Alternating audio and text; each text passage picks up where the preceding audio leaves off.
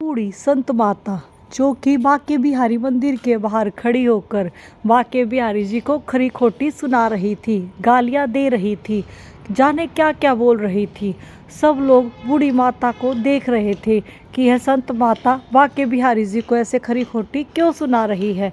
फिर बांके बिहारी जी इन संत माता के साथ जो दिव्य चमत्कार करते हैं वह प्रसंग आप भी सुनिए।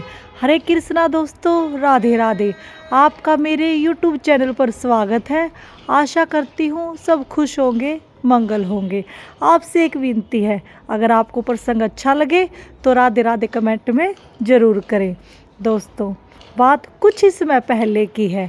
वृंदावन में एक संत माता रहा करती थी। वह बांके बिहारी जी की अनन्य भक्त थी।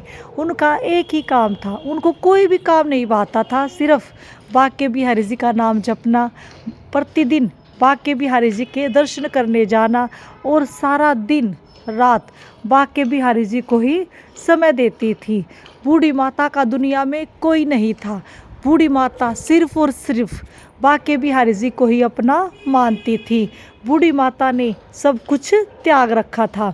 बूढ़ी माता को सारा जीवन निकल गया था सिर्फ बांके बिहारी जी का नाम लेना, बांके बिहारी जी को याद करना, मंदिर में जाना, सिर्फ बांके बिहारी जी की यादों में ही रहना।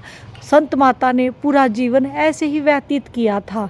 तो अब बूढ़ी माता के मन में एक ही विचार आता है कि हे बांके बिहारी, अब तो जीवन की शाम होने चली है, अब तो जीवन कुछ ही दिनों का रह गया है। आपने मुझे अब तक दर्शन नहीं दिए, क्या बात है?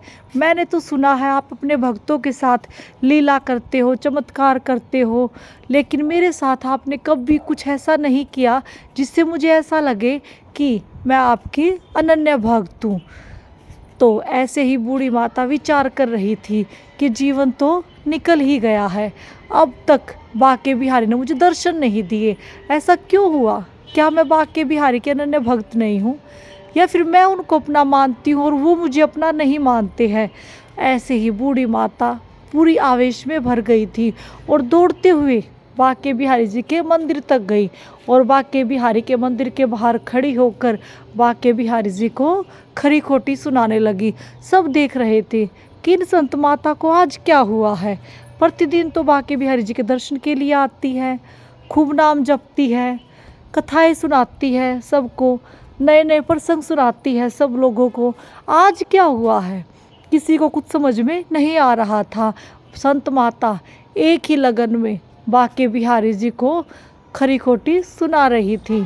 अब फिर खरी खोटी सुनाने के बाद मंदिर के अंदर चली जाती है तो बांके बिहारी गोस्वामी जी के द्वारा संत माता के गले में फूलों का हार डलवा देते हैं कि बूढ़ी माता का कुछ गुस्सा शांत हो जाए। लेकिन बूढ़ी माता का गुस्सा फिर भी शांत नहीं होता है। खूब खरी खोटी सुनाने के बाद बूढ़ी माता घर की ओर वापस चल देती है। तो रास्ते में बांके बिहारी जी कुछ बंदरों और अपने दोस्तों के द्वारा बूढ़ी माता पर, संत माता पर फूलों की बरसात करवा देते हैं। अब बूढ़ी माता के मन में एक ही विचार आता है कि आज ऐसा क्यों हो रहा है? पूरा जीवन निकल गया, तब तो किसी ने फूलों की बारिश नहीं की, आज कैसे फूलों की बारिश हो रही है मेरे ऊपर? आज मैं बांके बिहारी पर गुस्सा हूँ। तो बूढ़ी माता को कुछ कुछ समझ में आने लग जाता है, लेकिन फिर भी संत माता बहुत ही ज़्यादा गुस्सा थी और ऐसे ही भूखी खाली पेट सो जाती है और ना ही बांके बिहारी जी को भोग लगाती है। तो अब जब बूढ़ी माता सो जाती है तो बूढ़ी माता को एक सौपन आता है।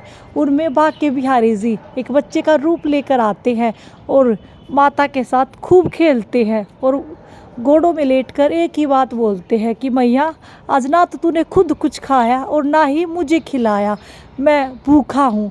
और ऐसा बोलकर बांके बिहारी जी रोना शुरू कर देते हैं।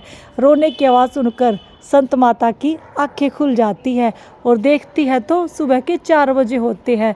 तो बूढ़ी माता उठते ही ज़ोर ज़ोर से रोना शुरू कर देती है कि हाय, मैं कैसी अभागन हूँ जो खुद तो भूखी रही, कोई बात नहीं, जिन्होंने अपने इष्ट को, अपने ईश्वर को भी भूखा रखा। और कितनी ज़ोर ज़ोर से रो रहे थे। तो बूढ़ी माता अब 4 बजे उठकर नहा धोकर अपने बांके बिहारी जी के लिए भोग तैयार करती है और फिर भोग को लेकर मंदिर के द्वार पर पहुंच जाती है। लेकिन मंदिर के द्वार पट बंद थे। क्योंकि बाके बिहारी जी की मंगला आरती नहीं होती।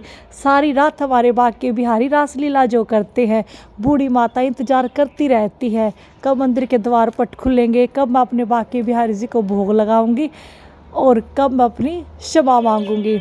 जैसे ही मंदिर के द्वार पट खुलते हैं, बूढ़ी माता सबसे पहले एक ही बात बोलती है कि हे प्रभु, मुझे क्षमा कर दीजिए, जो मैंने आप पर ऐसे शक किया कि आप मेरे साथ नहीं हो, आप तो मेरे अंदर ही वास करते हो। न जाने मुझे ऐसा क्यों लगा कि आप मेरे साथ नहीं थे। तो ऐसे बूढ़ी माता क्षमा याचना करती है और एक ही बात बोलती है कि मैंने आपको भी कितना मजबूर कर दिया, आपको भी मैंने भूखा रख दिया, मुझे क्षमा कर दीजिए।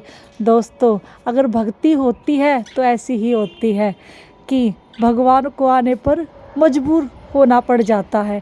यदि हम उनसे प्रेम करते हैं, अगर हम एक कदम बढ़ाते हैं ना, तो बाकी बिहारी लाल हमारी तरफ कई कदम बढ़ाकर आते हैं, क्योंकि ये प्रेम कोई एक तरफा नहीं होता। जो बाके बिहारी के प्रेम में रंग जाता है, प्रेम तो दोनों तरफ से चलता है। अगर बाके बिहारी कभी भी आपको ऐसा शक हो ना कि आपके साथ नहीं है, तो आप कभी आजमा कर देखोगे ना, तो आपको ज़रूर कोई ना कोई इशारा ऐसा ज़रूर मिलेगा जिससे आपको लगेगा कि ईश्वर आपके बाके बिहारी आपके साथ है। तो आज के लिए बस इतना ही। तो मिलते हैं अगली वीडियो में। बोलिए श्री कुंज बिहारी श्री हरिदास। राधे राधे।